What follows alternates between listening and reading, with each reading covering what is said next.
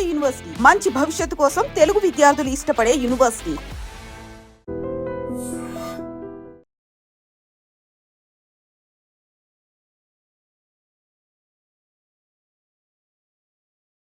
నమస్తే, welcome to I dream. ప్రస్తుతం రాష్ట్రంలో ఒకే ఒక చర్చ అందరూ ఎదురు చూస్తుంది. ఏంటి అని అంటే మంత్రివర్గ విస్తరణ అయితే అంటే ఎవరికి కేటాయించారు, ఇంకా ముగ్గురిని యాడ్ ఆన్ చేయబోతున్నారు. ఇంకా 3 మంత్రి పదవులు ఆర్ మంత్రికి సంబంధించిన శాఖలు పెండింగ్లో ఉన్నాయి. అపార్ట్ ఫ్రమ్ దాట్ ఇప్పుడు మంత్రివర్గ విస్తరణలో భాగంగా ఎవరికి మరి ఏ ఏ శాఖలు కేటాయించబోతున్నారు అనేది పెద్ద ఎత్తున చర్చ నడుస్తుంది. మనతో పాటు జాయిన్ అవుతున్నారు పిసిసి స్పోక్స్ పర్సన్ నిజాముద్దీన్ గారు. సార్ నమస్తే. సార్, మీ పార్టీలో ఒకవైపు ఖుషి అవుతున్నాను అనుకోండి, అంటే ముగ్గురిని యాడ్ ఆన్ చేసుకున్నారు, ముగ్గురిని పెండింగ్ పెట్టిండ్రు. దాంట్లో మంచిగా స్ట్రాటజీ ఫాలో అయినట్టున్నారు. అసంతృప్తులు ఎవరైనా ఉంటే దాన్ని తీసుకొచ్చి ఆ 3 ఫిల్ చేయొచ్చు అనే దాంట్లో మరి ఖాళీ పెట్టిండ్రో ఏందో తెలియదు. కానీ ఏడుకెళ్ళి చాలా విమర్శలకు ఒక టైప్ ఆఫ్ ఆన్సర్ అయితే ఇచ్చినట్టయితే అనిపిస్తోంది సార్. సరే, కరెక్టే పేర్లు ఇవి కరెక్టే వచ్చినాయి సార్ మంత్రివర్గ విస్తరణలో? అందరికీ నమస్కారం. ఇప్పుడు మనము గతంలో కుల జరగనే చేసినాం. అవును, జిస్కి జిత్తి ఆబాదీ ఉస్కి తీసేదారి అని మా రాహుల్ గాంధీ గారు అందరికీ వాళ్ళ వాటా వాళ్ళకి దొరకాలని చెప్పి ఎస్సీకి, ఎస్టీకి, బీసీలకి, మైనారిటీలకి అందరికీ వాళ్ళ వాటా వాళ్ళకి దొరకాలని చెప్పడం జరిగింది. డెఫినెట్లీ అది ఇంప్లిమెంట్ చేస్తారని ఈ తెలంగాణ రాష్ట్రం కూడా కుల జరగన ఇండియాలో ఫస్ట్ చేసి ఒక నేషన్ని కూడా ఒక రోల్ మోడల్గా ఇచ్చినారు. మోదీ గారు కూడా దీనికి చేస్తామని ఒప్పుకున్నారు. సో దాని ప్రకారం ఇప్పుడు మనం చూసుకుంటే మనకు ఎస్సీలో మాలా ఉంది, మాదిగా ఉంది, ప్లస్ ఎస్టీ ఉంది, మైనారిటీ ఉంది, బీసీ ఉన్నారు, మళ్ళా అప్పర్ కాస్ట్ ఉన్నారు.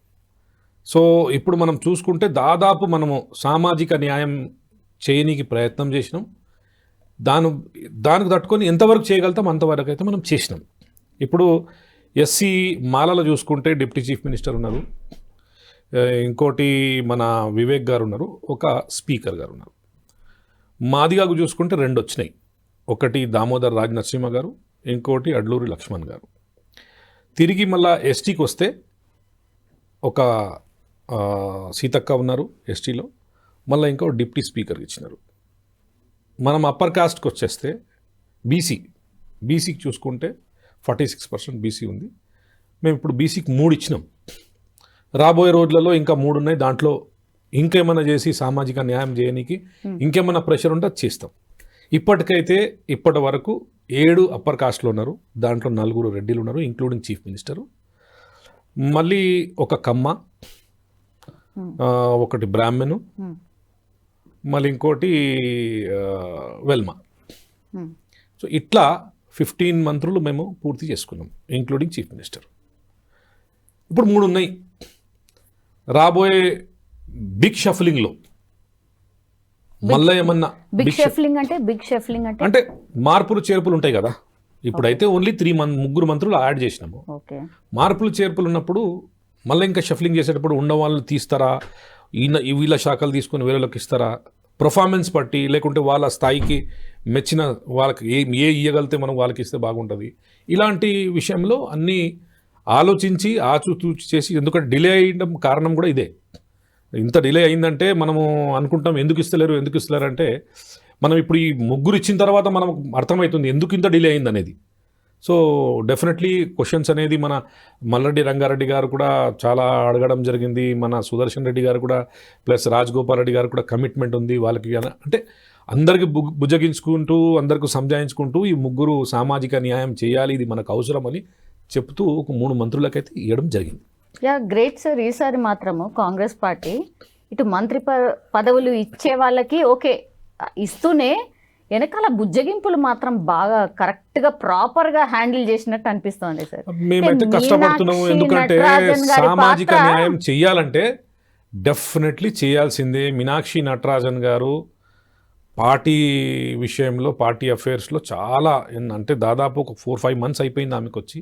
అప్పటి నుంచి ఆమె చాలా సీరియస్గా దీని వెంట పనిచేస్తూ మనము పార్టీ పదవులు కానీ, మంత్రి పదవులు కానీ, కార్పొరేషన్స్ కానీ ఎవరికి ఇస్తే న్యాయం చేసినట్టు అవుతుంది అనే ఆలోచనతో కొంచెం డిలే అవుతుంది. కానీ ఇప్పటి వరకు అయితే చేసింది అయితే మనం 3 మంత్రులు ఇచ్చి మళ్ళీ వాళ్ళకి బుజ్జగించుకోవడం చూసుకుంటే చాలా she has done well.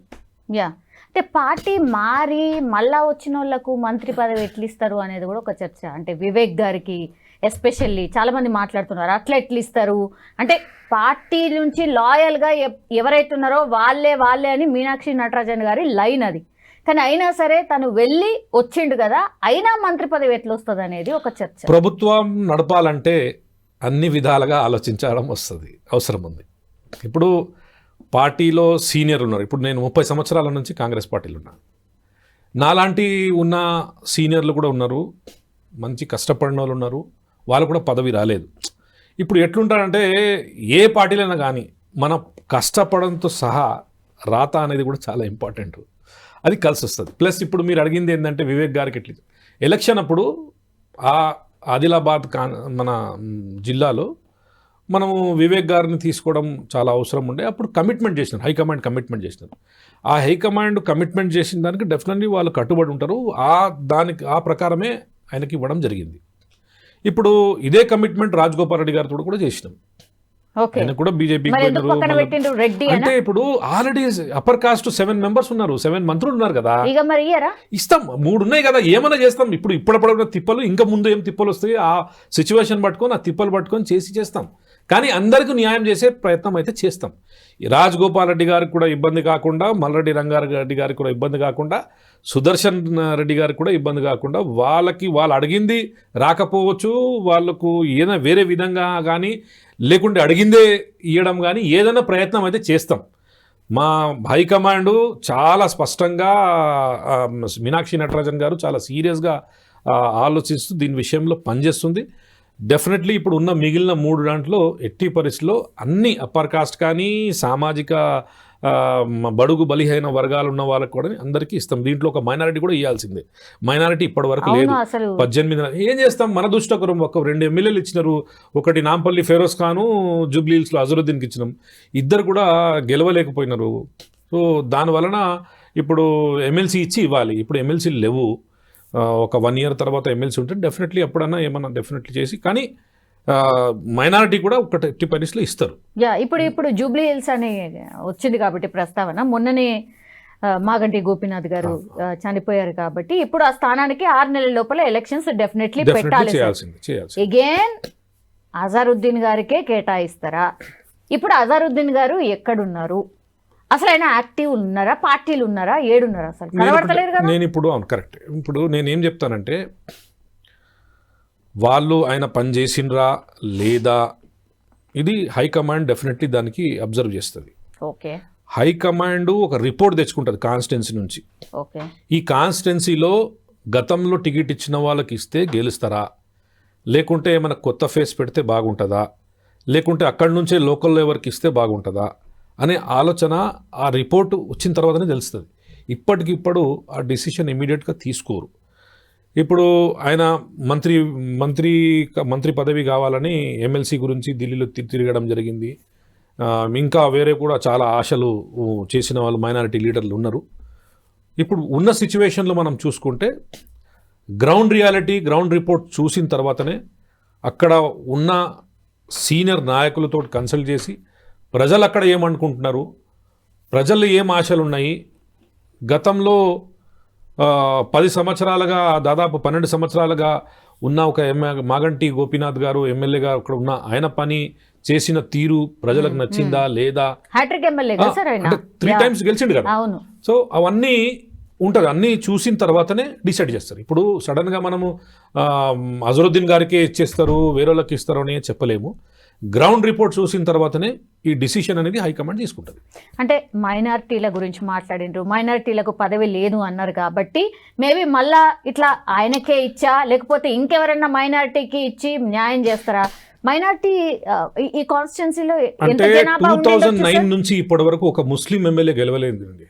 Muslim MLA 2009 నుంచి. ఎందుకట్లా మీకు అంత బలం ఉంది కదా? బలం అంటే ఇప్పుడు మన దుష్టగురం ఎంఐఎం, తెలంగాణలో హైదరాబాద్లో ఎంఐఎం ఉండడము, ఎంఐఎం వలన ముస్లిం ఎమ్మెల్యే ఇండిపెండెంట్ లీడర్షిప్ ఎదగడం చాలా ఇబ్బంది అయింది.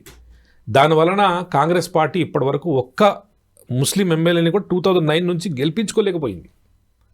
సో ఇప్పుడు కాంగ్రెస్ పార్టీ కనగం కట్టి ముందుకొచ్చి డెఫినెట్లీ ఇప్పుడు అవసరం కూడా ఉంది, ఒక మంత్రి కావాలి, ఒక మైనారిటీకి జూబ్లీహిల్స్కి ఇచ్చి ఆయన గెలిపించుకొని వచ్చి మంత్రి పదవి ఫీల్ చేస్తే బాగానే ఉంటుంది, ఒక రాష్ట్రానికి కూడా మెసేజ్ ఇవ్వనట్టు ఉంటుంది. ప్లస్ 12.58% మైనారిటీ కమ్యూనిటీ ఈ తెలంగాణ రాష్ట్రంలో ఉంది as per the caste based Sensex. వాళ్ళకు కూడా న్యాయం చేసే వరకు ఉంటుంది, లేకుంటే మళ్ళీ ఎమ్మెల్సీ గురించే వెయిట్ చేయాల్సి వస్తుంది. యా, అంటే ఎలక్షన్ వరకు వెళ్తే మేబీ వెళ్ళొచ్చు, లేకపోతే లేదు అనేది కూడా ఇంకో చర్చ నడుస్తుంది సార్. మేబీ 6 months లో ఎలక్షన్ అవుతుంది కదా, కాకుండా ఉంటుందా? అవుతుందా సార్? అంటే యునానిమస్ గా మాగంటి గోపీనాథ్ గారి ఫ్యామిలీ నుంచి ఎవరికన్నా ఇచ్చేసి యునానిమస్ గా గెలిపించుకునే ఆ ఛాన్స్ లేదంటారా? ఇప్పుడు ఏం జరిగింది, దాంట్లో నేను చెప్తున్నా కదా, గ్రౌండ్ రియాలిటీ అనేది ఇంపార్టెంట్. అక్కడ యునానిమస్ గా ఇస్తారా, వాళ్ళు ఏమైనా వేరే క్యాండిడేట్ పెడతారా, అది అనేది హైకమాండ్ డిసైడ్ చేస్తుంది. ఇప్పుడు ఆయన చేసిండు, ఆయన బీఆర్ఎస్ సంబంధించిన సార్, నేను ఏమంటున్నా, మీ లైన్ ఏంటి? ఎలక్షన్ కి వెళ్ళాలనా, లేకపోతే యునానిమస్ వాళ్ళ ఫ్యామిలీకి ఏమైనా ఓకే అన్నట్టుగా ఉన్నారా? బికాజ్ ఈ క్వశ్చన్ ఎందుకంటే అక్కడ కాన్స్టిట్యున్సీలో నేను కూడా జూబ్లీహిల్స్ అసెంబ్లీ కాన్స్టిట్యూన్సీ తోటి బిలాంగ్ చేస్తాను. ఇప్పుడు ఆయన చనిపోయింది, ఆయన గురించి పెద్దగా చెప్పడము, ఆయన గురించి తప్పు చెప్పడం కూడా మంచిది కాదు. కానీ ఒక గుండాయిజం అనేది గత 10 సంవత్సరాల కాలంగా చాలా ఈ కాన్స్టిట్యున్సీలో జరిగింది. ఆయనకి వద్దనుకున్న వాళ్ళు కూడా చాలా మెజారిటీగా ఉన్నారు. దానివలన 64,000 ఓట్స్ అజరుద్దీన్ గారికి వచ్చింది. అజరుద్దీన్ గారు ఒక సెలబ్రిటీగా, అదే ఒక పొలిటీషియన్గా ఉంటే ఆయన ఇంకా డీప్లో వెళ్ళి ఆయన గెలిచే అవకాశం ఉంటుంది. ఎందుకంటే ఒక సెలబ్రిటీ, ఒక డీసెంట్ మంచిగా ఉంటాడు. సో దానివలన ఆయన అన్ని ఓట్లు తీసుకొచ్చి కూడా గెలవలేకపోయాడు. సో ఈ విషయంలో డెఫినెట్లీ కాంగ్రెస్ పార్టీ అక్కడ క్యాండిడేట్ పెడుతుంది నాకు తెలిసి. మళ్ళీ డెఫినెట్లీ అక్కడ ఎలక్షన్ జరుగుతాయని మేము భావిస్తున్నాం. Yeah, all right sir. So శాఖల నుంచి మనం ఎటో పోయినాం. ఆల్ రైట్ సార్, ఇప్పుడు శాఖలకు సంబంధించి విషయానికి వస్తే సార్, చాలామంది అంటే మంచి శాఖ కావాలి, ఇట్లాంటి ఎవరికైనా కోరికలు ఉంటాయి కదా సార్. ఇప్పుడు సీఎం రేవంత్ రెడ్డి గారి దగ్గర ఉన్న శాఖల గురించే మాట్లాడదాం సార్. ఒకటేమో హోమ్ ఉంది, ఇంకోటేమో విద్యాశాఖ ఉంది, న్యాయశాఖ ఉంది, ఇంకా కొంచెం వేరే శాఖలు కూడా సోషల్ వెల్ఫేర్ ఉంది. ఇట్లా కొన్ని గట్టి శాఖలు కావాలా, కొంచెం ఛాలెంజింగ్ శాఖలు కావాలి అనేది కూడా జనరల్లీ ఆశిస్తూ ఉంటారు సార్. ఉన్న వాళ్ళ దగ్గర నుంచి తీసి ఇవ్వబోతున్నారా, లేకపోతే ముఖ్యమంత్రి గారి దగ్గర ఉన్న శాఖలు ఇస్తారా? ఇది ఇప్పుడు కొత్త మంత్రులు 3 వచ్చినారండి. ఆ 3కి డెఫినెట్లీ ఉన్న శాఖల నుంచే ఇస్తారు. 1-2 ఇటు నుంచి తీసుకొని ఇవ్వగలరు, కానీ నాకు తెలిసి ఉన్న శాఖలే ఇస్తారు. మేజర్ షఫ్లింగ్ అనేది ఇంకా కొంచెం టైం పడుతుంది, లాస్ట్ 2 years లో. కానీ ఉన్న శాఖలు అంటే ఇప్పుడు విద్యాశాఖ ఉంది, రేవంత్ రెడ్డి గారి దగ్గర ఉన్న శాఖ, మన ముఖ్యమంత్రి గారి దగ్గర ఉన్న శాఖలే. మున్సిపల్ శాఖ కూడా ఉంది, సోషల్ వెల్ఫేర్ ఉంది. ఇవన్నీ పెద్ద శాఖలు, చాలా ఇంపార్టెంట్ శాఖలు. హోమ్ మినిస్ట్రీ అంటే ఇది వెరీ ఇంపార్టెంట్. ఇండిపెండెంట్ ఛార్జ్ ఇచ్చి హోమ్ మినిస్టర్ పెట్టాల్సిన అవసరం ఉంది ఈ రాష్ట్రానికి. ఎందుకంటే క్రైమ్ డే బై డే చాలా పెరుగుతుంది.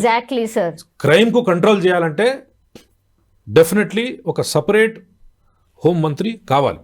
ఇంకోటి ఏదంటే ఛార్జ్ మెమోస్ అనేది ఈ పోలీస్ డిపార్ట్మెంట్లో చాలా ఎక్కువ ఉంటుంది. ఆ ఛార్జ్ మెమోస్ దాని నుంచి తొలగించాలంటే డెఫినెట్లీ మంత్రి ఉండాలి. ఆ మంత్రి ఎందుకంటే డీజీపీ లెవెల్లో కూడా ఆ ఛార్జ్ మెమోస్ తీయలేరు. మంత్రి ఉంటే ఆయన ద్వారా పోయి వీళ్ళు మా సార్లు తప్పు జరిగింది, ఏదో జరిగిందని రిక్వెస్ట్ చేసుకుని దానికి ఛార్జ్ మెమోలు తీపించుకో, లేకుంటే ఈ ప్రమోషన్లు ఆగిపోతాయి, వాళ్ళకి ఇంక్రిమెంట్ ఆగిపోతుంది. ఓకే, ఎందుకంటే ఈ పర్టికులర్ డిపార్ట్మెంట్లోనే ఎక్కువ ఛార్జ్ మెమోస్ వస్తాయి. సో దానివల్ల ఒక ఇండిపెండెంట్ హోమ్ మినిస్టర్ ఉండడం చాలా మంచిది. And for the sense of security గురించి కూడా మనం రాష్ట్రంలో క్రైమ్ తగ్గియాలంటే ఒక ఫుల్ ఫ్లెడ్జ్గా హోం మంత్రి ఉండాల్సిందే. ఎస్ సార్, ఐ థింక్ ఒక 30 to 40% పెరిగింది అనేది ఒక చర్చ సార్, క్రైమ్ రేట్. ఎందుకని కంట్రోల్ చేయలేకపోతున్నారు అనేది నేను చెప్తున్నా కదా. ఇప్పుడు దాదాపు 2 years అయింది.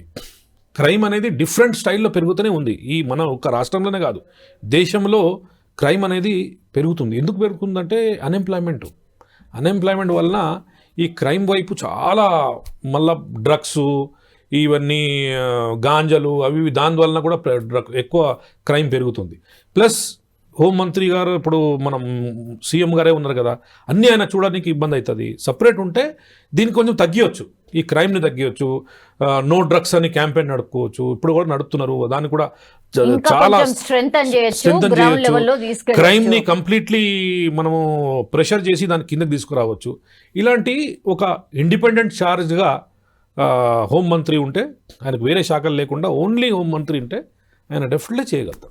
ఇప్పుడు కొత్తగా వచ్చిన వాళ్ళు ఈ ముగ్గురులో ఎవరు అర్హులు మరి హోంమంత్రి? ఇప్పుడు హోంమంత్రి అనేది హైకమాండ్ డిసైడ్ చేయాలి. ఎవరు చాలా స్ట్రాంగ్గా ఉన్నారు, ఎవరు కమాండబుల్గా చేయగలుగుతారు వాళ్ళకి ఇవ్వాలి.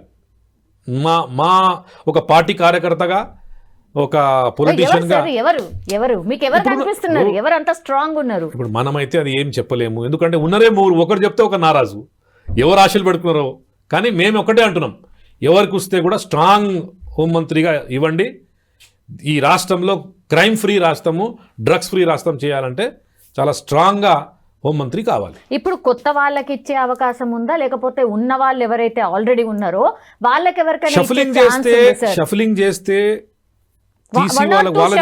జరుగుతాయని అంటున్నారు సార్? జరగవచ్చు కూడా, జరగకపోవచ్చు కూడా.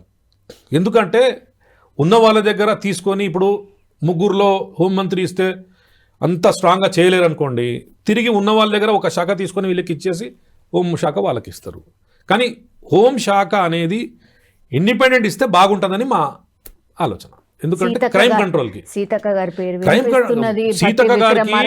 2-3 శాఖలు ఉన్నాయి, డిప్యూటీ సీఎం గారు భట్టి గారికి కూడా 2-3 శాఖలు ఉన్నాయి, ఉత్తమ్ కుమార్ రెడ్డి గారు కూడా 2-3 శాఖలు ఉన్నాయి.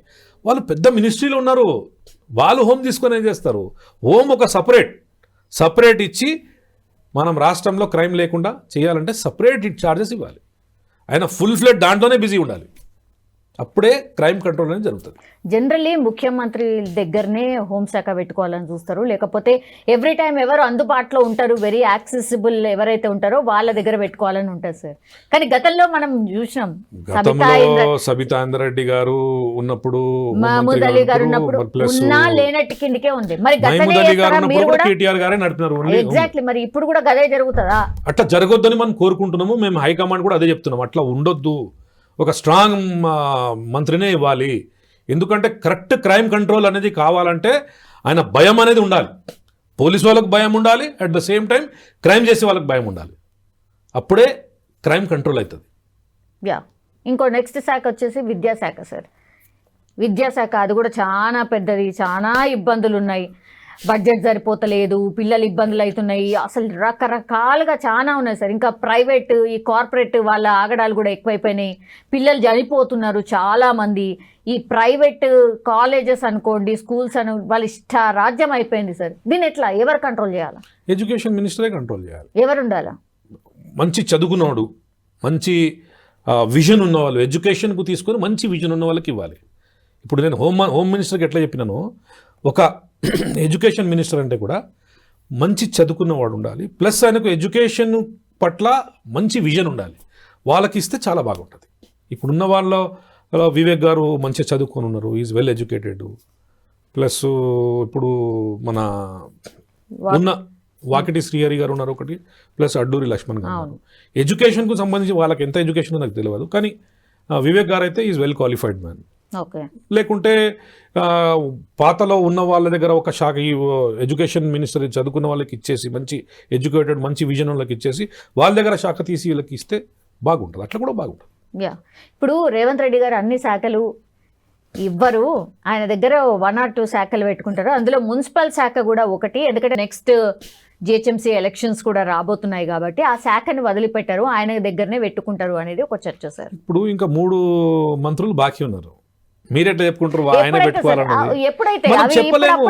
ఇప్పుడు టైం టు టైము వేరియేషన్స్ జరుగుతుంటుంది, అన్నీ మారుతుంటుంది, అవన్నీ చూస్తూ అకార్డింగ్ టు సిచ్యువేషను ఏం చేయాలనే ఆలోచనతో ముందుకెళ్ళి అది చేస్తారు. ఇప్పుడు నేనే పెట్టుకోవాలని ఉంది అని ముఖ్యమంత్రి గారిని బద్నాం చేయడం మంచిది కాదు, ఎందుకంటే ఇంకా 3 మంత్రులు బాకీ ఉన్నారు. ఆ 3 మంత్రులు వచ్చినప్పుడు ఆయనకు ఉన్న శాఖలన్నీ ఆయనకి ఇస్తారని మేము అనుకుంటున్నాం. ఎందుకంటే ఇప్పుడు అన్నెసరీ ఏమవుతుందంటే మున్సిపల్ శాఖ నా దగ్గరే పెట్టుకోవాలి, హోమ్ శాఖ కూడా నా దగ్గర ఎందుకు పెట్టుకుంటారండి? ముఖ్యమంత్రి గారు అంటే it is not a small position, ఒక భాష అంటే complete is the complete responsibility of Telangana state. So ఆయన పెద్ద బాధ్యతలు ఉంటాయి. ఈ బాధ్యతలు ఈ పర్టికులర్ ఇండిపెండెంట్ ఛార్జెస్ వాళ్ళకి డిస్ట్రిబ్యూట్ చేస్తేనే ఆ పర్టికులర్ శాఖలో మంచి పనులు జరుగుతాయి. సో అది డెఫినెట్లీ రేవంత్ రెడ్డి గారు చేస్తారని అనుకుంటున్నాను. అడ్లూరి లక్ష్మణ్ గారికి ఏం రావచ్చు, అట్లాగే వాకటి ఇప్పుడు ఉన్న దాంట్లోనే ఏదైనా ఇస్తారమ్మా. ఇప్పుడు అది ఏం రావచ్చు అనేది మనం ఊహించలేము. హైకమాండ్ మైండ్లో ఏం నడుస్తుంది, మన ముఖ్యమంత్రి గారి మైండ్లో ఏం జరుగుతుంది అనేది ఇప్పటి వరకు బయటికి రాలేదు. ఈ డిస్కషన్ జరిగిన తర్వాతనే, హైకమాండ్ తోటి డిస్కషన్ జరిగిన తర్వాతనే ఇవన్నీ బయటికి వస్తుంది. నాకు తెలిసి ఇవాళ సాయంత్రం వరకు అయిపోవచ్చు. ఆ శాఖలన్నీ ఎవరు ముగ్గురులకి శాఖలు ఇచ్చేస్తారని. ఏమో సార్ పెద్ద చర్చ అయితే నడుస్తుంది, రీషఫ్లింగ్ అవుతుంది మొత్తం అందరు. ఇంత తొందరగా అంటే మనకి సోషల్ మీడియా టైం అండి ఇది. ఈ సోషల్ మీడియాలో ఊహాగానాలు అనేది చాలా ఉంటాయి. ఏదో కూర్చొని చబుతల మీద కూర్చొని ఏదో రాస్తారు. అరే ఇప్పుడు ఈ ఫలానా మనిషికి హోంమంత్రి ఇచ్చేస్తున్నారు, ఫలానా మనిషికి ఎడ్యుకేషన్ ఇస్తారు, ఫలానా మనిషికి ఎడ్యుకేషన్ ఇచ్చేస్తారని ఒక రాస్తారు. అది సోషల్ మీడియాకి వస్తుంది. సామాన్య ప్రజలు ఏమనుకుంటారు, అరే ఈయనకి అడ్లూరి లక్ష్మణ్కి ఎడ్యుకేషన్ వస్తుందంట, మన వాకిటి శ్రీహరి గారికి హోమ్ వస్తుందంట. అట్లా ఆ ఆలోచన ఓన్లీ అది బయటికి నడుస్తున్న ఊహాగానాలు. వస్తే కూడా వాళ్ళ కెపాసిటీ ప్రకారం హైకమాండ్, ముఖ్యమంత్రి గారు, పిసిసి ప్రెసిడెంట్ గారు, ఇన్ఛార్జ్ మీనాక్షి నటరాజన్ గారు ఆచితూచి డెఫినెట్లీ ఏది వాళ్ళకి ఎవరికి సెట్ అయితే చూసిస్తారు. ఎస్ సార్, ఇదంతా కూడా కసరత్తు ఎందుకు జరుగుతుందంటే రాబోయేది లోకల్ బాడీ ఎలక్షన్స్ కాబట్టి అందరినీ కామ్ డౌన్ చేసేసి కొన్ని పదవులు ఇచ్చాము, ఇగో మేము సామాజిక న్యాయం చేశాము అని చెప్తూ ప్రజల్లోకి వెళ్ళడానికి. సెంట్రల్ బడ్జెట్ రావాలంటే మన పంచాయత్ రాజ్ మనకు కావాల్సిందే. డెఫినెట్లీ పార్టీలో పవర్లో ఉన్నప్పుడు ఇంకా రాబోయే ఎలక్షన్స్ కూడా మనం గెలవాలని మనకు ఉంటుంది. లోకల్ బాడీ ఎలక్షన్స్ గెలవాలి, మళ్ళీ తర్వాత జిహెచ్ఎంసీ ఎలక్షన్స్ ఉన్నాయి. ఇవి ఒకటి తర్వాత ఒకటి వస్తూనే ఉంటాయి, చేస్తూనే ఉండాల్సి వస్తుంది. దానికి మనము ఏ ప్రకారం దాని స్ట్రాటజీ ఉండాలి, ఏ ప్రకారం దానికి మనము ఒక యాక్షన్ ప్లాన్గా ముందుకు పోవాలి, అది డెఫినెట్లీ వాళ్ళు ఆలోచిస్తారు, చేయాల్సిందే కూడా. జూలైలో అంటున్నారు సార్, జూలైలో అంటున్నారు. 2-3 monthsలో అయిపోతుంది అనుకుంటున్నాం మేము కూడా. 2-3 months ఇంకా టైం ఉందా సార్? 2-3 months అంటే ఇప్పుడు జూలై కదా, ఇప్పుడు ఏముంది, జూన్ ఉంది. 2 months అనుకుంటే జూలై ఆగస్ట్ అనుకోండి. ఇప్పుడు ఈ మంత్ అయితే ఎట్లనే ఇడిసేయాల్సిందే కదా, నోటిఫికేషన్ రాలే కదా. 2 months తర్వాత నోటిఫికేషన్ వస్తే 3rd month అవుతుంది. ఓకే, మోస్ట్లీ కానీ 100% ఎలక్షన్స్ అవ్వాల్సిందే. పంచాయత్ రాజ్ ఫండ్స్ మన ఎలక్షన్స్ ఉంటేనే మనకు సెంట్రల్ గవర్నమెంట్ ఫండ్స్ వస్తాయి. చాలా ఫండ్స్ ఆగి ఉన్నాయి, ఆ ఫండ్స్ రావాలంటే ఇది చేయాల్సిందే. All right sir, moving on to next topic sir. ఇప్పుడు జరుగుతున్న హడావిడి అండ్ రేపు అటు ఫోన్ ట్యాపింగ్ కేసు కింద ప్రభాకర్ రావు గారు విచారణకు హాజరు కాబోతున్నారు. రేపు కాళేశ్వరానికి సంబంధించిన విచారణలో భాగంగా కేసీఆర్ కూడా హాజరు కాబోతున్నారు.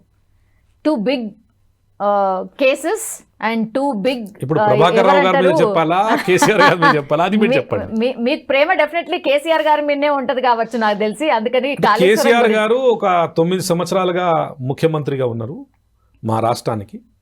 మంచి చేసిందా చెడు చేసిందా ముఖ్యమంత్రి అయితే ఉన్నారు కదా, ఆ ప్రకారం అయితే మాకు రెస్పెక్ట్ అనేది ఉంటుంది. ఇప్పుడు రెస్పెక్ట్ ఉంటుంది కదా, రెస్పెక్ట్ అందరికి రెస్పెక్టే ఉంటుంది. ప్రేమ అంటే మా పిల్లలకి, భార్యకి, సిస్టర్స్కి, బ్రదర్స్కి ఉంటుంది, వాళ్ళకి రెస్పెక్ట్. ఇప్పుడు ప్రభాకర్ రావు గారు 14 months తర్వాత ఆయన వచ్చింది. ఇప్పుడు దాదాపు 14 months అయింది.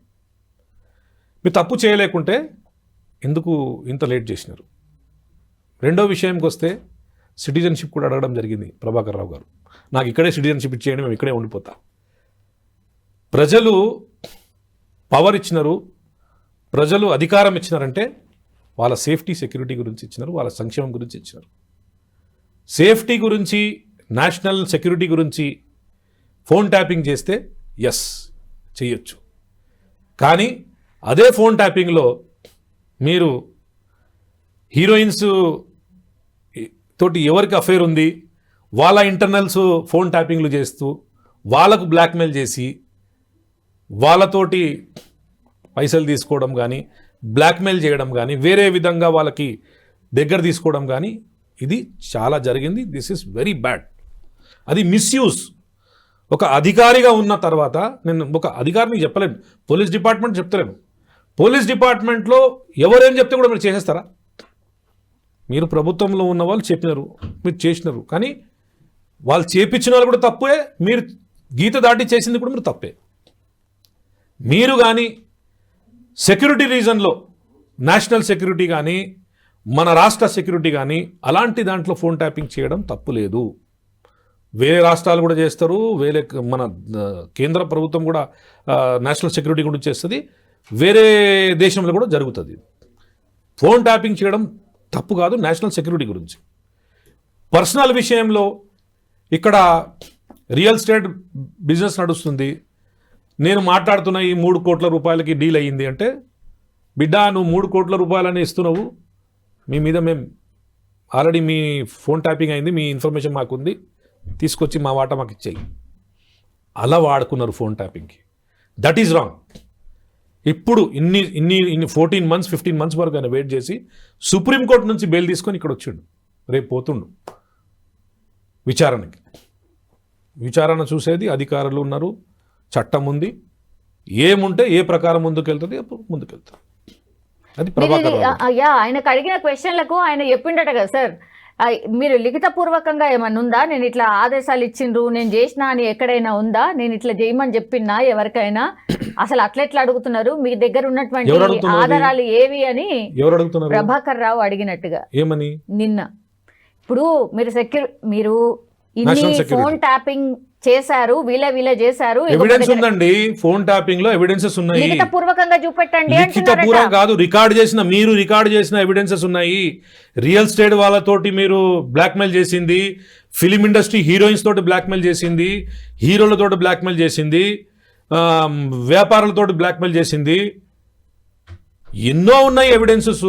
రాతపూర్వకంగా కాదు, ఫోన్ ట్యాపింగ్ లో ఉన్న రికార్డు ప్రభుత్వం దగ్గర ఉంది, అధికారుల దగ్గర ఉంది. నేనే చేపించినా అని మీరు చెప్పితే మీకు ఎందుకు భయం? ఎందుకు రోజులు రాలేదు మీరు? ఎన్ని రోజులు 14 months ఎందుకు డిలే చేసినారు? మీరు అక్కడ ట్రీట్మెంట్కి పోతే ఓకే, కొన్ని రోజులు ట్రీట్మెంట్ అయిపోతుంది, దాని తర్వాత అక్కడే సిటిజన్షిప్ అడగడం ఏంది? ఎందుకు భయం మీకు? మీరు తప్పు చేయకుంటే రానికి మీరు ఎందుకు భయపడుతున్నారు? పోయి విచారణ రేపు ఉంది కదా, చెప్పండి రాతపూర్వకంగా ఎక్కడుందండి, ఏం చేసినా నేను తప్పు చేస్తే నాకు ఎవిడెన్స్ తీసుకురమ్మని చెప్పడం వాళ్ళు చూపిస్తారు. దానికి తీసుకొని కాంగ్రెస్ పార్టీ మీద బురద చల్లడము, బట్ట కాల్సి మా మీద వేయడము, ఇవన్నీ వేస్ట్. మీరు తప్పు చేయకుంటే మీరు భయపడేది అవసరం. భయపడకండి, మీరు పోయి చెప్పండి, ఫేస్ చేయండి. You are IPS officer, go and face. కాదు సార్, మొత్తం ఆయన కింద ఒకే సామాజిక వర్గానికి సంబంధించిన వాళ్ళని పెట్టుకొని ఫోన్ ట్యాపింగ్ చేసిండ్రు అనేది కూడా అదొక ఆరోపణ కదా సార్. గతంలో జరిగిందే అది. గతంలో పర్టికులర్ కమ్యూనిటీ వాళ్ళు వాళ్ళ ఆఫీసర్లను పెట్టుకొని గతంలో జరిగిందే అది. వాళ్ళందరూ అప్రూవర్గా మారిండ్రా సార్? ఏమండి, వాళ్ళందరూ కూడా అప్రూవర్గా మారి ఈయన పేరు చెప్పిండ్రా? ఈయన కూడా అప్రూవర్గా మారితే మా దగ్గరే కాదు, ప్రభుత్వం ఇప్పుడు మన చట్టం ప్రకారం ఆఫీసర్స్ దగ్గర ఆ రికార్డు ఉంది. దాని గురించే కదా ఈ క్వశ్చన్లన్నీ బయటకు వస్తున్నాయి, నోటీసులు బయటకు వస్తున్నాయి. ఏం రికార్డు ఉందనేది వాళ్ళ దగ్గర ఉంది. రేపు పోయి మీరు విచారణకు పోతే ఆ రికార్డులు వాళ్ళు బయట పెడతారు, అప్పుడు మీరు దానికి జవాబు ఇవ్వండి. లేదు మీరు ఏం చేయలేదంటే బాయిజత్ బరి అవుతారు. మీరు ఎందుకు భయపడుతున్నారు? భయపడే అవసరం కూడా లేదు మీకు. మీరు అన్ని రోజులు అంత దూరం ఉండి మీరు సుప్రీంకోర్టు నుంచి బెయిల్ తీసుకున్న తర్వాత మీరు హైదరాబాద్లో దిగినారు. రేపు విచారణ పోండి, ఇప్పుడు తెలుస్తుంది. మీరు ఏం చేయాలంటున్నారు కదా.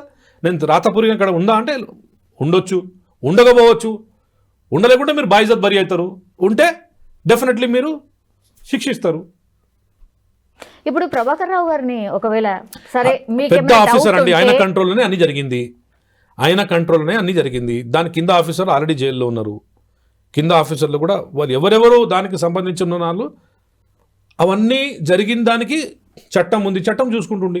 దాన్ని కూడా కాంగ్రెస్ పార్టీ తీసుకుపోయి జైల్లో వేయాలనుకున్నది, కాంగ్రెస్ పార్టీ జైల్లో పంపించడానికి మా వెంట పనిచేస్తుంది. మనకు వేరే పని పాట లేదా? మేము మా ఉన్న కమిట్మెంట్సే డెలివర్ చేసుకొని మేము తిరుగుతున్నాము. మేము గత 9 సంవత్సరాలలో మీరు చేయలేని పనులు 18 నెలల్లో చేసినాం. మా దగ్గర చెప్పుకోనికి నోరులే. మేము ఇంకా సోషల్ మీడియాలో ఇంత వీక్ అయిపోతున్నాం. ఇంకా మేము పెంచుకోవాలి, ప్రచారం చేసుకోవాలి, పైసలు పెట్టాలి ప్రచారం మీద. ప్రజల వరకు అంత లేదు. మీరేం చేస్తున్నారంటే మీరు 90% మేము డెలివర్ చేసిన తర్వాత 10% తీసి మీరు రేజ్ చేస్తున్నారు క్వశ్చన్. అంటే ఆపోజిషన్ అంటే పీపుల్స్ వాయిస్ అంటారు.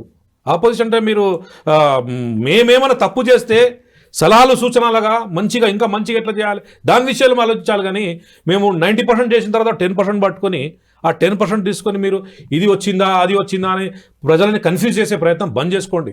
5 సంవత్సరాలుగా తెలంగాణ రాష్ట్ర ప్రజలు కాంగ్రెస్ పార్టీకి అవకాశం ఇచ్చినారు. 5 సంవత్సరం డెఫినెట్లీ మేము అన్నీ చెప్పిన వాగ్దానాలను చేస్తాం. 100% మేము చేసి తీరుతాం. కానీ ఇప్పటే వచ్చేసి 18 నెలలు కూడా కాలేదు. గతంలో కేసీఆర్ గారు పసిగుట్టి ప్రభుత్వం అని చెప్పినారు ఇప్పుడు స్టార్టింగ్లోనే. అరే ఇంత దూరంగా క్వశ్చన్ అడుగుతారంటే మేము ఇలాంటి బ్లాక్మెయిల్ చేసే ఇలాంటి కన్ఫ్యూజ్ చేసే క్వశ్చన్ మేము చేయలేదు. ప్రజలకి ఇబ్బంది జరుగుతుంటే అప్పుడు క్వశ్చన్ రేజ్ చేసినాం. అది అపోజిషన్ పని, అది డెమోక్రటిక్ ఫార్మ్ ఆఫ్ ప్రాసెస్. అది కాన్స్టిట్యూషన్ దానికి మనకు ఇజాజత్ ఇస్తుంది. అది చేయకుండా మీరు గతంలో మాకు ధర్నా చేయనీయకుండా హౌస్ అరెస్టు ఒక సంవత్సరంలో 365 డేస్ ఉంటే 65 డేస్ హౌస్ అరెస్ట్ ఉంటుండే మా లీడర్లు అందరూ. మేము ఎప్పుడైనా చేసినామా 18 నెలలో హౌస్ అరెస్ట్ ఎక్కడం జరిగిందా?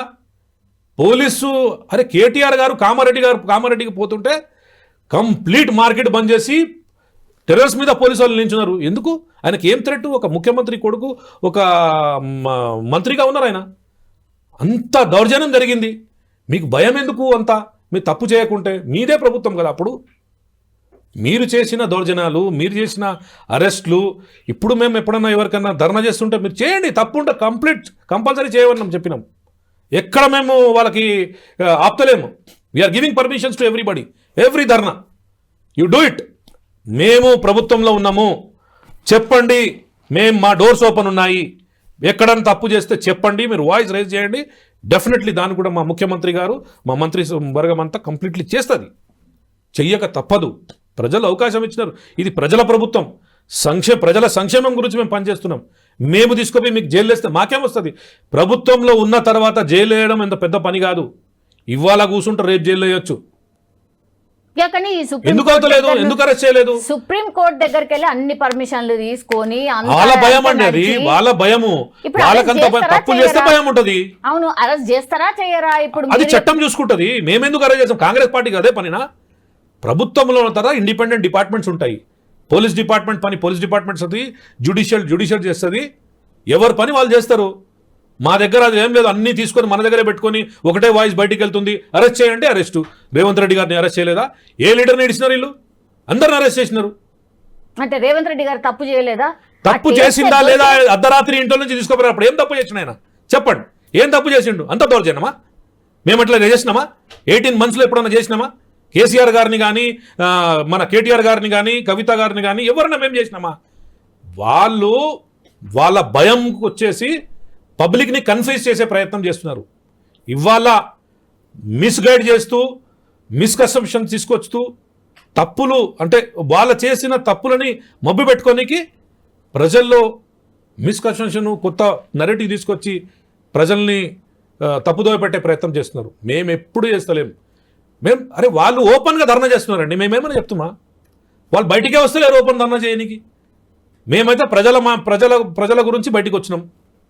ఇప్పుడు మా ప్రభుత్వం ఉంది, చెప్పండి. మేము తప్పు చేస్తుంటే మేము డెఫినెట్లీ మీరు ధర్నా చేయండి, మేము చేస్తాం. లేకుంటే మా దృష్టికి తీసుకురండి, ఇక్కడ తప్పు జరుగుతుందంటే మేము చేస్తాం. మా దగ్గర హౌస్ అరెస్టు, పోలీస్ దౌర్జన్యము, లోపల తీసుకుపోయి వేసేయడము, జైలుకి పంపించడము మాకు ఆ పని లేదండి. మా ప్రజల పని ఎక్కువ ఉంది. మేము అలాంటి ఏం చేయం. ఇప్పుడు కాళేశ్వరానికి సంబంధించి సార్ అందరూ ఆల్మోస్ట్ మొన్ననేమో ఫస్ట్ విచారణ ఈటెల రాజేందర్ గారిది, తర్వాత హరీష్ రావు గారిది అయిపోయింది. 3 గంటలు 4 గంటల పాటు విచారణ తర్వాత వెళ్ళి కేసీఆర్ గారిని కలిసి వచ్చిండ్రు హరీష్ రావు గారు. ఇప్పుడు రేపు కేసీఆర్ గారు విచారణ ఎదుర్కోబోతున్నారు. ఏం జరగవచ్చు? అందరూ ఏమనుకుంటున్నారంటే ఇక అరెస్టేనా అని మాట్లాడుతున్నారు. అరెస్ట్ చేస్తారా? కాళేశ్వరం విషయంకి వస్తే కేసీఆర్ గారు 80,000 పుస్తకాలు చదువుకున్నారు. ఆ కాళేశ్వరంకి ఇంజనీర్ ఎవరంటే మన కేసీఆర్ గారే ఇంజనీరు. ఎందుకంటే తొమ్మిడిహట్టి మన ప్రాణహిత చెవెళ్ళ వైఎస్ఆర్ గారి హయాంలో అది స్టార్ట్ అయింది. 38,000 crores ఆ ప్రాజెక్ట్ కాస్ట్ ఉండే.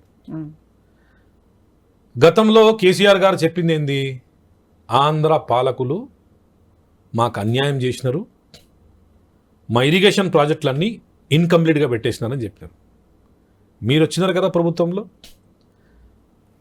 తొమ్మిడిహట్టి కానీ మీరు పూర్తి చేసి ఉంటే ఇవాళ వేలాది ఎకరాలకి నీళ్ళు వస్తుండే. నీటి లభ్యతనే లేదట.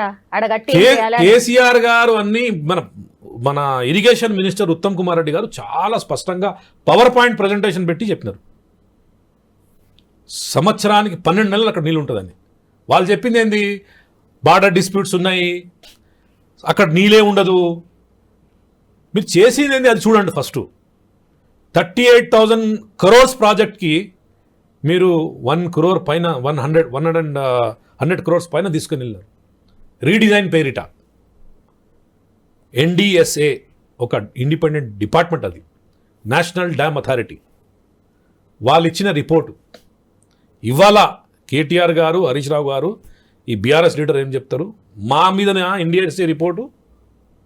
గతంలో మీ ప్రభుత్వం ఉన్నప్పుడు రీడిజైన్ పేరిట మీరు మేడిగడ్డ బ్యారేజ్ కడుతున్నప్పుడు that place is not viable అని చెప్పినారు. NDSA రిపోర్ట్ ఇచ్చింది.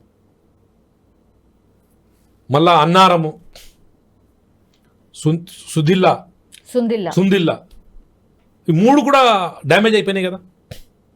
మీ హయాంలోనే డిజైన్ అయింది, మీ హయాంలోనే కన్స్ట్రక్షన్ అయింది, మీ హయాంలోనే కూలిపోయింది. కాంగ్రెస్ పార్టీ ఏం చేసింది, నాగార్జున సాగర్ కట్టింది. ఒక్క చిన్న గీత వచ్చిందా?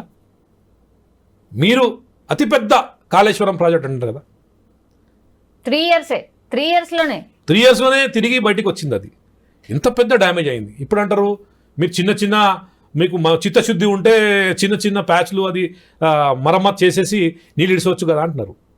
ఎట్లా చేస్తామండి? NDSA క్లియర్ రిపోర్ట్ ఇచ్చింది, మీరు దాంట్లో నీళ్ళు ఫిలప్ చేస్తే కూలిపోతుంది. అది కూలిపోతే పక్క ఉన్న విలేజ్లన్నీ, భద్రాచలం టౌన్ కూడా మునిగిపోతుందని NDSA రిపోర్ట్ ఇచ్చింది. అది ఉన్న తర్వాత మేము ఎందుకు చేస్తాం? మీరు చేస్తారు. ఎందుకంటే కమిషన్ల పట్ల మీరు రీడిజైన్ పేరిట కాస్ట్ పెంచుకున్నారు. 62,000 crores రూపీస్ మీరు పెంచుకున్నారు. అదే పైసలు 62,000 crores వేరే ప్రాజెక్టులు ఇంకా చాలా పెండింగ్ ఉన్న ప్రాజెక్ట్స్, దిండి కానీ, మన పాలమూరు రంగారెడ్డి కానీ, ఆ ప్రాజెక్టులన్నీ ఇంకా చాలా ప్రాజెక్టులు ఉన్నాయి. దానికి కట్టిండ్రు కదా. 7th బ్లాక్ లో 2 పిల్లర్స్ ఉంగితే ఏమైంది, మళ్ళా దాన్ని కట్టొచ్చు కదా అనేది బీఆర్ఎస్ వాళ్ళు మాట్లాడుతున్నటువంటి మాట. అరే ఇప్పుడు కట్టొచ్చు కదా అంటే ఎట్లయితుంది? బ్యారేజ్ కు కన్స్ట్రక్షన్ డిఫరెంట్ ఉంటుంది, రిజర్వాయర్ కు కన్స్ట్రక్షన్ డిఫరెంట్ ఉంటుంది. బ్యారేజ్లో మీరు వాటర్ ఎక్కువ స్టోర్ చేయరు, లిమిటెడ్ టైమ్గా స్టోర్ చేసి దానికి లిఫ్ట్ చేసుకుంటారు. రిజర్వాయర్ అంటే you can save the water in 1 particular place for 6 months ఏదో చేసుకోవచ్చు, దాని తర్వాత డైవర్ట్ చేసుకోవచ్చు. మీరు తీసుకోపోయి బ్యారేజ్ రిజర్వాయర్లో పెట్టే నీళ్ళంతా తీసుకోపోయి బ్యారేజ్లో పెడితే కూలిపోతుంది. కన్స్ట్రక్షన్ చేసినారు, బిల్డింగ్కి 100 పిల్లర్లు ఉన్నాయి, ఒక పిల్లరే కూలిపోయింది కదా అంటే ఆ ఒక పిల్లర్ తోటి బిల్డింగ్ పడిపోతుంది. వీళ్ళు చేసిన తప్పుని కప్పిపుచ్చుకోనికి కొత్త ఫాల్స్ పవర్ పాయింట్ ప్రజెంటేషన్ పెడుతున్నారు. మీరు పోండి, పీసీ ఘోష్ కమిషన్ ఉంది కదా, పోయి చెప్పండి. మీకే తెలియదు ఈ కాళేశ్వరం గురించి ఎంత మంచి ప్రాజెక్ట్ ఉందని, వాళ్ళు పోయి చెప్పండి. అదే చెప్తున్నారు కదా, చెప్పండి. మా చెప్పొద్దు. కాంగ్రెస్ పార్టీ మీద బురద చల్లితే ఏం రాదు.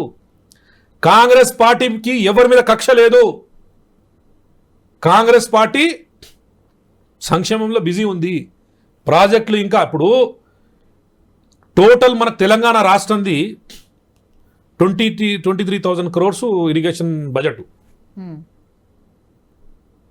19,000 crores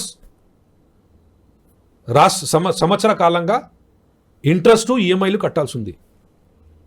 ఎంత మిగులుతుంది? 4,000 కోట్లు మిగులుతుంది. ఏం డెవలప్మెంట్ చేస్తారండి? మీరు ఏం చేసినారు? మీరు లాంగ్ టర్మ్ పబ్లిక్ మనీకి ఏం చేస్తారంటే, లాంగ్ టర్మ్ గవర్నమెంట్ ప్రభుత్వాలు లాంగ్ టర్మ్గా తక్కువ ఇంట్రెస్ట్ ఉన్న లోన్ తీసుకుంటారు. మీకు short term high interest loan తీసుకున్నారు మీరు.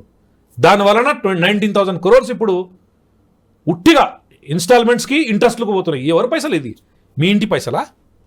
ప్రజల పైసలు. అవి ప్రజల పైసలు ఖరాబ్ చేసినారు మీరు. 19,000 crores సంవత్సరానికి ఓన్లీ ఈఎంఐలకే పోతున్నాయి, ఇంట్రెస్ట్కే పోతుంది. మిగులుతుంది 4,000-5,000 crores. ఏం డెవలప్మెంట్ చేస్తాం చెప్పండి? మీరు అన్ని చేసిన పొక్కలు, చేసిన అన్ని పనులు, మీరు చేసిన ప్రాజెక్ట్ కూడా పని లేకపోయింది. 1 ఎకరానికి కూడా నీళ్ళు రాకపోతుంది. మళ్ళీ మీరు పబ్లిక్ని, ఇంకా ప్రజలని కన్ఫ్యూజ్ చేసే ప్రయత్నం చేస్తున్నారు. మీరు దమ్ము ధైర్యం ఉంటే పీసీ ఘోష్ కమిషన్ ఉంది, వెళ్ళి చెప్పండి. మీకేం తెలియదు కాళేశ్వరం గురించి, ఇది వన్ ఆఫ్ ది బిగ్గెస్ట్, మంచి ప్రాజెక్ట్ అని పోయి ఆయనకు చెప్పండి అని చెప్తాడు, జవాబిస్తాడు. అప్పుడు పబ్లిక్ని కన్ఫ్యూజ్ చేస్తే ఏమొస్తుంది? ఓన్లీ ప్రభుత్వానికి బురద జల్లే ప్రయత్నం ఇది. కాంగ్రెస్ పార్టీ పట్టి రేవంత్ రెడ్డి గారు కష్టపడి సీఎం గారికి మన కేసీఆర్ గారికి లోపల పంపించాలి, హరీష్ రావు గారికి పంపించాలి, కేటీఆర్ గారు. మనకి ఏం ఇంట్రెస్ట్ లేదండి.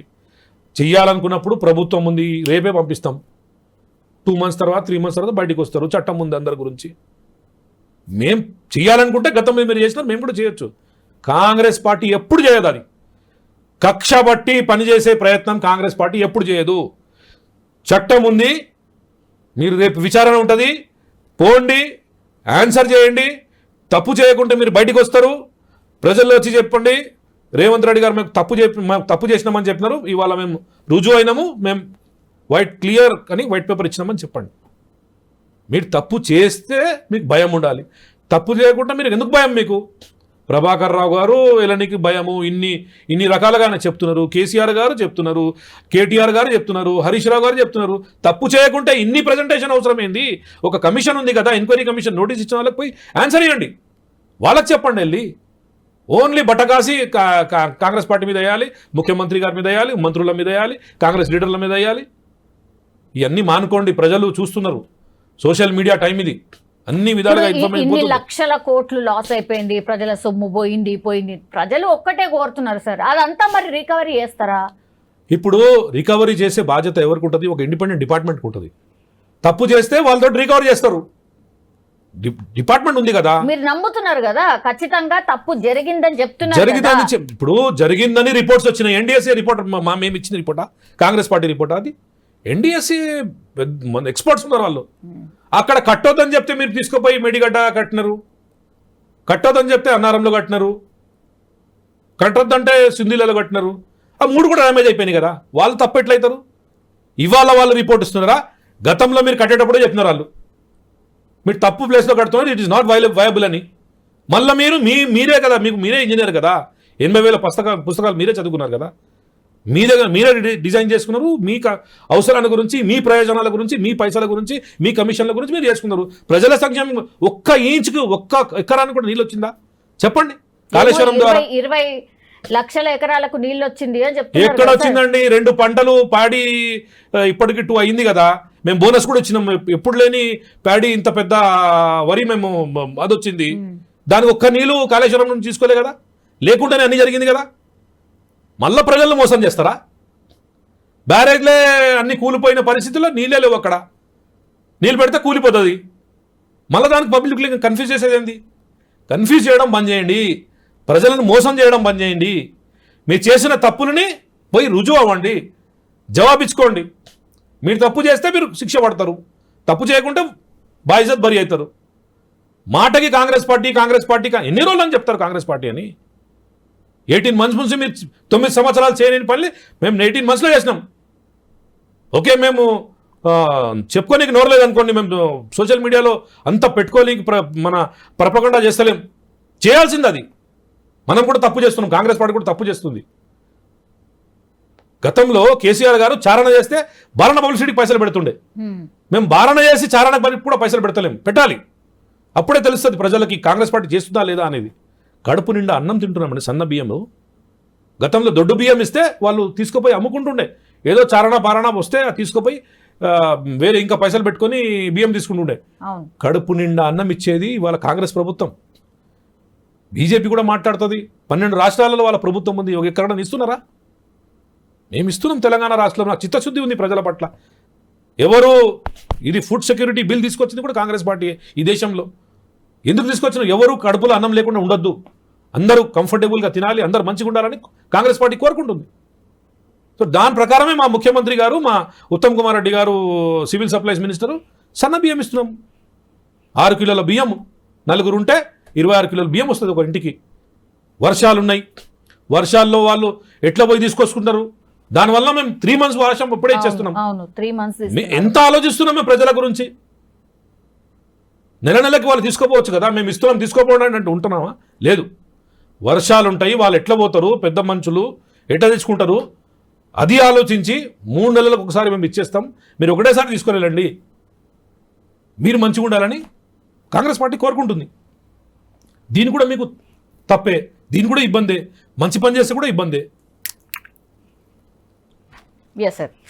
Alright sir, thank you so much. చాలా విషయాల గురించి క్లారిటీ ఇచ్చిండ్రండి. Thank you so Thank you. Much.